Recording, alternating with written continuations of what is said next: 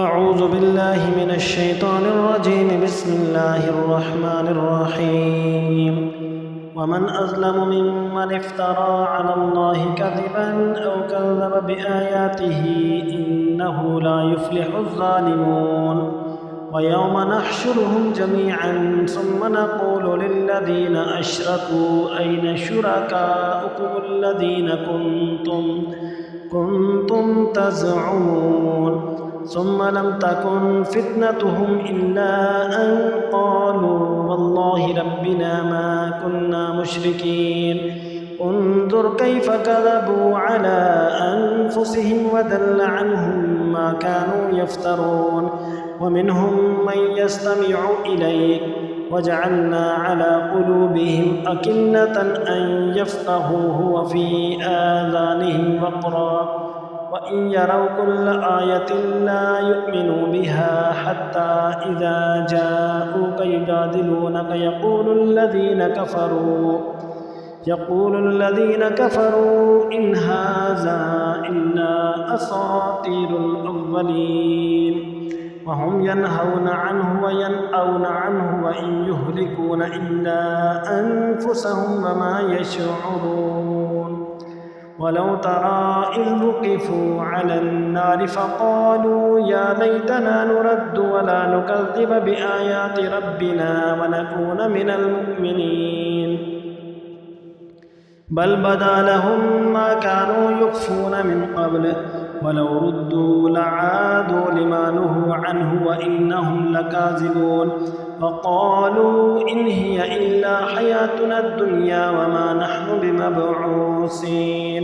ولو ترى إذ وقفوا على ربهم قال أليس هذا بالحق؟ قالوا بلى وربنا قال فذوقوا العذاب بما كنتم تكفرون.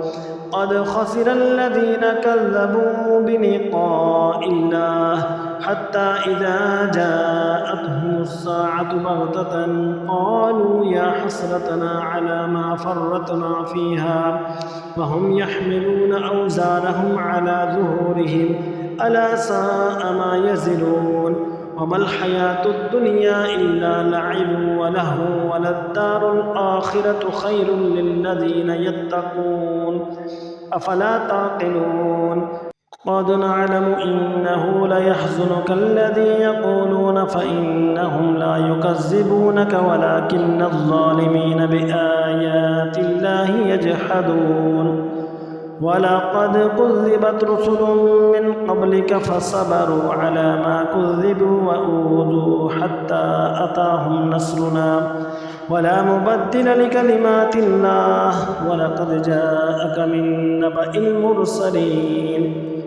وإن كان كبر عليك إعراضهم فإن استطعت أن تبتغي نفقا في الأرض أو سلما في السماء فتأتيهم بآية ولو شاء الله لجمعهم على الهدى فلا تكونن من الجاهلين. إنما يستجيب الذين يسمعون والموتى يبعثهم الله ثم إليه يرجعون. وقالوا لولا نزل عليه آية من ربه قل إن الله قادر على أن ينزل آية ولكن أكثرهم لا يعلمون. وما من دابة في الأرض ولا طائر يطير بجناحيه إلا أمثالكم ما فرطنا في الكتاب من شيء ثم إلى ربهم يحشرون. والذين كذبوا بآياتنا صم وبكم في الظلمات من يشاء الله يضلله ومن يشاء يجعله على صراط مستقيم.